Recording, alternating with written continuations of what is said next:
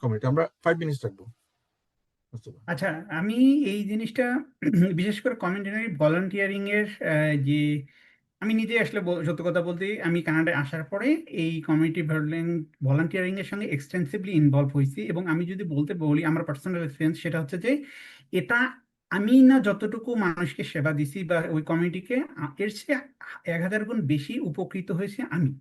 ঠিক, আমি এই যে ভলান্টিয়ারিং যে একটা আমি আবার জানি প্রথম কথা বলি হচ্ছে যে ভলান্টিয়ারিং কি, আমার যে স্পেয়ার টাইমটা আছে আমি সেই টাইমটা কিছু ব্যয় করলাম। আমি এখানে বসে হয়তো আমি আইদার হয়তো ফেসবুকে স্ক্রলিং করতেছি, একটা ভিডিও দেখতেছি বা পলিটিক্যাল টক করতেছি। এই দিন থেকে আমি যদি সপ্তাহে উইকেন্ডের কিছু সময় 1 ঘন্টা 2 ঘন্টা যদি আমি আমার একটা কমিউনিটি, আমি যে কমিউনিটিতে বাস করি এই কমিউনিটির যদি কিছু কাজে ভালো কাজে ব্যয় করি, এর বেনিফিটটা আমি প্রথম কথা বলি।